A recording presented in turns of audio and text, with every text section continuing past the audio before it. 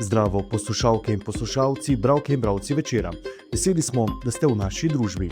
To večer je zjutraj prvi dnevni informativni podcast v Sloveniji, v katerem vam predstavljamo večerove udarne novice dneva. Danes je torek, 15. april 2025, moje ime je Miha Dajčman. V nadaljevanju.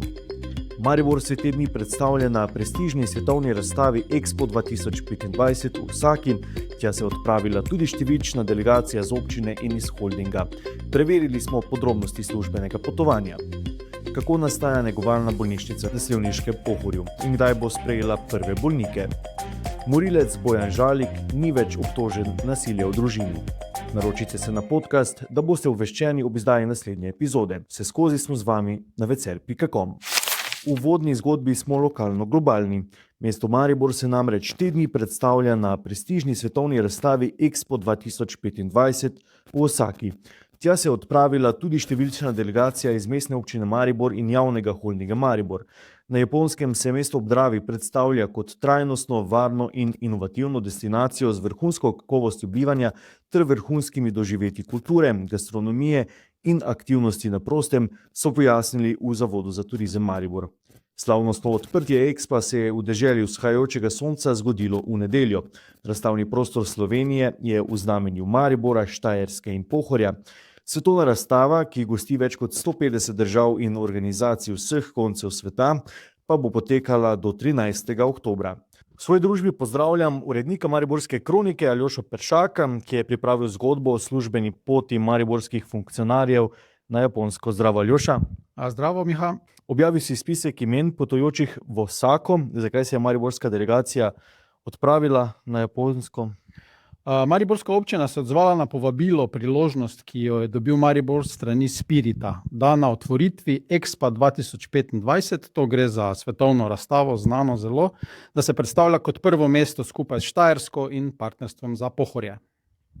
Pišeš tudi o stroških potovanja, kakšni so?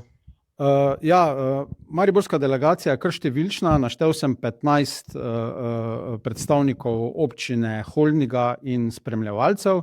Z občine sem dobil odgovor, da je ocenjen strošek potovanja med 2000 in 2500 evrov na osebo, pri čemer stroške udeležbe za funkcionarje občine in direktorje javnih podjetij krije občinski proračun oziroma posamezno podjetje, soproge in partner vodje županovega kabineta pa si stroške potovanja krijejo sami. Pa še to, mestni svetnik Andrej Bauman je tudi zraven, on se obiska Japonske udeležil v lastni režiji in bo sam v celoti kril stroške, pravijo na občini. Ko mačke ni doma, miši plešejo, ne? Trenutno župana še ni na svojem položaju, oziroma danes se vrača, ne, na občino. Kdo pa sicer ima zdaj pooblastila, oziroma je imel pooblastila, da vodi občino? Glede na to, da je celotno vodstvo občine na Japonskem, zdaj že nekaj časa, je bilo seveda to tudi vprašanje in z občine smo dobili odgovor, da ima pooblastilo za vodenje mariborske občine Jelka Kolmanič kot najstarejša mestna svetnica. Načniva še temo službenih poteh župana. Koliko se jih je nabralo v tem mandatu in kam največkrat potuje gospod Saša Arsenovič? Obisk Japonske je 21. službeno potovanje v tujino župana Arsenoviča v drugem mandatu, v prvem smo jih našteli 30. Je pa to z naskokom najbolj oddaljena destinacija. Velika večina njegovih službenih poti je v sosednje in druge države. Prej sem preračunal, samo v drugem mandatu je recimo 5-krat obiskal Avstrijo, 4-krat Nemčijo, 3-krat Srbijo, 2-krat Hrvaško, torej tukaj blizu.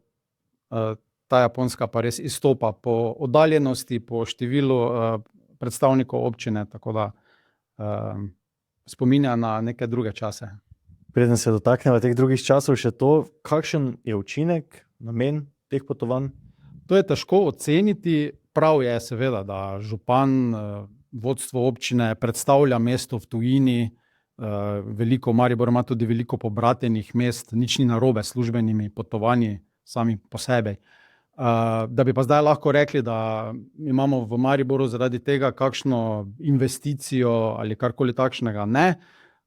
Vidijo pa najbrž ti predstavniki v tujini primere dobrih praks in jih potem upam, da implementirajo tudi v naše mesto. Misliš, da je bilo to potovanje kaj pokvarjeno prejšnji teden, ko je KPK v bistvu podal svoje mnenje o ravnanjih podžupana sama Petra Medveda, kar si tudi komentiral v Večeru in v Večerovi video kolumni petka. Ja, slaba novica jih je doletela ravno tam na Japonskem. Zdaj prvi odzivi so bili zelo zadržani, tako da zdaj, kako bo župan reagiral na poziv KPK-ja, naj razreši podžupana, bomo šele zdaj videli v naslednjih dnevih, zagotovo pa jim ni polepšalo to dneva, sigurno. Gremo še k že napovedanim nekdanjim časem, torej gremo v bližnjo preteklost. Marsikateri župani torej so že potovali, ne mariborski, prejšnji, in kar nekaj teh potovanj nam je ostalo v spominu, pa sem te, preden sva začela snemati, izzval, da mogoče izpostaviš nekaj najbolj odmevnih potovanj županov Mestne občine Maribor v tujino. Ja, vsi smo si zelo dobro zapomnili mandat Andreja Fištravca. On je v tujino potoval približno toliko krat kot Arsenovič, okrog 30 krat, a je občina za ta potovanja porabila bistveno več javnega denarja. Namreč občinske delegacije so več kot 30 krat obiskale samo Kitajsko. To je občino takrat stalo okrog 150.000 evrov. Fištravec je bil na Daljnem vzhodu vsaj 8 krat. Tako da je tudi nadzorni odbor občine ugotovil, da se je šel takrat čisti potovalni turizem. Sem pa pobrskal tudi še nazaj malo pri Francu Kanglerju, namreč smo tudi poročali o enem zelo zanimivem službenem potovanju, ko si je sodelavci ogledal tekmi slovenske nogometne reprezentance v Belfastu in Londonu. In sta bili pozitivni, je prinesel srečo? Ne, ni prinesel sreče, Slovenija obakrat izgubila. Ok, Aljoša, kam bi želel ti potovati v vlogi funkcionarja, če bi imel kdaj to možnost? Zdaj seveda takoj v Los Angeles, začenja se končnica NBA lige, tako da to mislim, da bi pa težko to upravičil pred javnostjo, ne, takšen obisk, ampak... Zdaj si me spomnil, da si potoval v Ameriko in to prav z nekaterimi predstavniki občine. Res je, samo razkritje. Bil sem na službenem potovanju s predstavniki občine v Miamiju pred leti, ravno pred časom korone. Takrat smo spremljali nadarjene mariborske športnike, ki so si šli v Miami ogledati tekmo med Miamijem in takrat še Dallasom Luke Dončića. Bilo je zelo prijetno, zelo pozitivno, sproščeno in otrokom je to veliko pomenilo. Kaj pa tebi? Meni tudi seveda, absolutno, ampak pomembno je seveda, da so tudi otroci, starši in vsi lahko potem večer brali reportaže in prispevke o tem potovanju službenem. Ok, in o potovanjih lokalnih politikov pa seveda več v Večeru. Hvala, Aljoša. Hvala. Ostajamo v Mariboru in njegovi okolici. Jana Juvan piše o tem, zakaj po 3 letih, odkar na Slivniškem Pohorju ni več pljučnega oddelka, tam še vedno ni negovalne bolnišnice. Dobra novica je, da naj bi bila konec leta končno zaključena gradnja negovalne bolnišnice na Slivniškem Pohorju. Ideja je sicer zrasla že pred skoraj desetletjem v prvem mandatu Vojka Flisa na čelu UKC Maribor. Čeprav se je ves čas dajalo vtis, da gre za manjši projekt, obnovo stare stavbe, ki bi bila končana v nekaj mesecih, se njegova realizacija nenehno zamika, spremljajo pa jo podražitve, revizije in pritožbe. Lokacijo za ta oddelek bolnišnice so izbrali na Slivniškem Pohorju, ko so odločili, da od tam junija 2022 po več desetletjih prizadevanj za to odselijo pljučni oddelek. Tam naj bi nato uredili oddelek s 55 posteljami, kjer bi lahko bolniki, ki ne potrebujejo več aktivnega zdravljenja, niso pa še pri močeh za domačo oskrbo, okrevali ob negi medicinskega osebja. Najdlje naj bi bili bolniki v takšni bolnišnici mesec dni. Direktor Flis je še pred letom priznaval, da bo iskanje predvsem negovalnega kadra za ta oddelek poseben zalogaj.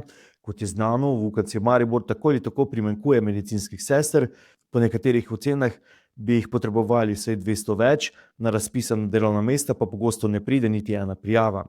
A na zadnjem srečanju z novinarji na temo aktualnih investicij je Flis zatrdil, da bo kadra za negovalno bolnišnico dovolj in da to ne bo predstavljalo težave.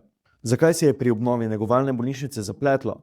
Negovalna bolnišnica je kmalu po zagonu projekta izgubila evropsko financiranje v višini 6,8 milijona evrov, saj naj jim ne bi uspelo uloviti rokov, v katerih bi projekt morali zaključiti do konca leta 2023.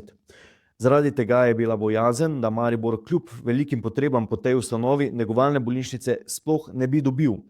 Tudi z razpisom za izbiro izvajalcev gradbenih del se je na to zapletalo. Potrebnih je bilo več krogov razpisov, uveden je bil tudi supernadzor. Kot kaže, je zdaj projekt le v sklepnem delu. Podrobnosti preberite v Večeru na večer.com/Maribor, kjer pišemo tudi o tem, kaj vse zajema prenova stavbe na Pohorju. Zaključujemo zgodbo iz Črne kronike. Na okrožnem sodišču v Murski Soboti se je konec marca letos ustavil kazenski pregon zoper Bojana Žalika, ki v zaporu na Dobu prestaja 30-letno zaporno kazen zaradi umora Janka Makoterja. Tožilstvo je Žaliku očitalo, da je bil med prostim izhodom nasilen do svoje žene in njenega sina.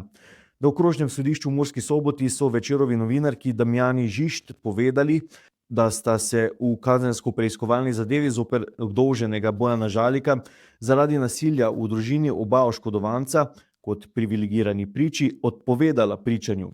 Zato je tožilstvo 28. marca letos sodišče obvestilo, da odstopa od pregona zoper Žalika.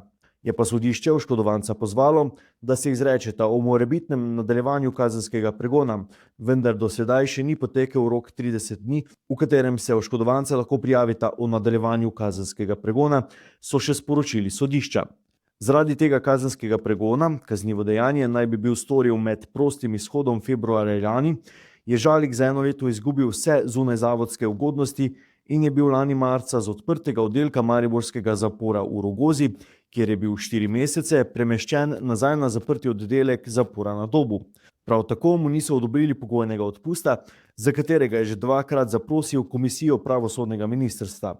Kot je za Večer povedal Žalikov odvetnik Matevž Trater, si bosta z Žalikom prizadevala, da bi bil znova premeščen na odprti oddelek mariborskega ali kateregakoli drugega zapora. A pot do tja ne bo lahka, piše Damjana Žišt.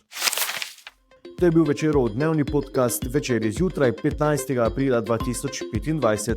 Če še niste, vas prosimo, da podcast delite med prijatelje, znance in sodelavce.